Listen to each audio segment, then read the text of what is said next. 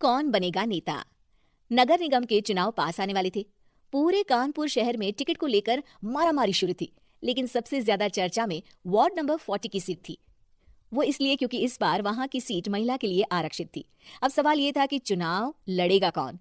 इससे पहले ठाकुर साहब वहां से पार्षद थे और इस बार उन्होंने अपनी पत्नी सीमा ठाकुर को टिकट दिलवाई और ठाकुर साहब की शान के कारण सीमा जी ने 20,000 वोटों से चुनाव जीत लिया। अरे बधाई हो सीमा भाभी, अब तो आप वार्ड की पार्षद बन गई हैं। अब तो हमारे काम आप ही करवाएंगी। अरे ये तो सिर्फ नाम की पार्षद बनी है, वो तो महिला सीट आ गई, वरना पार्षद तो मुझे ही बनना था। अब भले ही चेहरा इसका होगा लेकिन पावर तो मेरी ही होगी। अरे वाह भाई साहब, क्या दिमाग लगाया है आपने भी। आइए आप लोग, खाना लगा दिया है सबके लिए। सीमा जी पार्षद बन चुकी थी, फिर भी उनकी एक ना चलती। सारे काम ठाकुर साहब खुद ही संभाल लेते और जहां जरूरत पड़ती वहां सीमा जी का अंगूठा लगवा लेते। सीमा जी ज्यादा पढ़ी लिखी भी नहीं थी। एक दिन ठाकुर साहब और सीमा एक प्रोग्राम में जाते हैं। अरे ठाकुर साहब आप आ गए। ओहो, पार्षद मैडम भी आ गई हैं। स्वागत है आप दोनों का। लगता है हमारे पार्षद फंड का सही इस्तेमाल हो रहा है।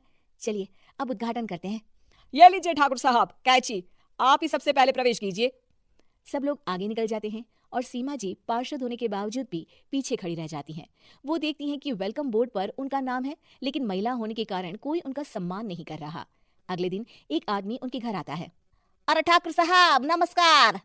कल ना हम नोटिस किए कि हमारा घर तो अवैध है और नगर निगम वाले उसे तोड़ने आ रहे हैं। अरे कुछ कीजिए ना ठाकुर साहब। देखो भाई, मैं तो ज्यादा कुछ कर नहीं सकता, पर अगर तुम सबकी जेब गर्म कर दो तो कुछ हो सकता है। कुल मिलाकर 4 लाख लगेंगे। अरे 4 लाख ठाकुर साहब? अरे भाई, मैं अपने लिए नहीं मांग रहा हूँ। दरोगा है, इंजीनियर बाबू है, बड़े साहब है, सबको देना पड़ता है ना थोड़ा थोड़ा। बोलो है मंजूर? तभी वहां अचानक सीमा जी आ जाती हैं। अरे ये आप क्या कर रहे हैं?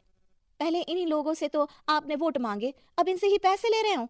अरे चुप रहो तुम, तुम्हारा काम है सिर्फ अंगूठा लगाना, तुम वही किया करो। मुझे दूसरे काम तुम मत सिखाओ, समझी? और तुम ना जाओ, अब पैसे लेकर आओ, वरना जेसीबी किसी भी वक्त आती होगी। सब कुछ ऐसे ही चलते रहता है। एक दिन सीमा जी और ठाकुर साहब को एक लोकल मीटिंग में बुलाया जाता है। वहां पर कई और अधिकारी लोग भी मौजूद रहते हैं। अब मैं चाहूंगा कि ठाकुर साहब हमारे बीच 2 शब्द कहें। मेरे प्यारे भाइयों और बहनों, आज मेरा सौभाग्य है कि मैं आप सबकी सेवा दिन रात कर पा रहा हूँ। आपने मेरी पत्नी को भारी मतों से जिताया है, इसलिए मैं आप सभी का शुक्रगुजार हूँ। मैं आप सबसे वादा करता हूँ कि हमेशा की तरह हमारे वार्ड में किसी को कोई तकलीफ नहीं आने दूंगा। सभी लोग तालियां बजाने लगते हैं।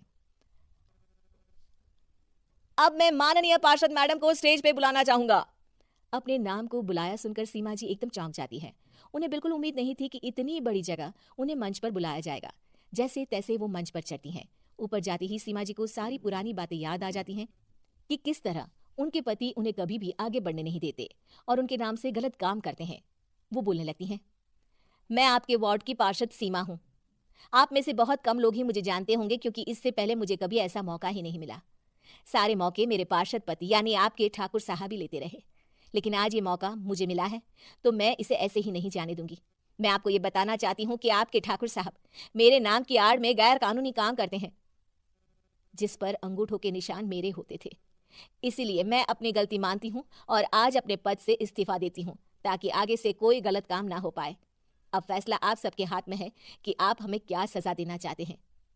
सीमा जी की बातें सुनकर ठाकुर साहब के चेहरे का रंग उड़ जाता है और वो शर्म से मुंह नीचा करके वहां से चले जाते हैं और पद से इस्तीफा देकर ही सही सीमा जी अपने आप में आत्मविश्वास महसूस करती हैं।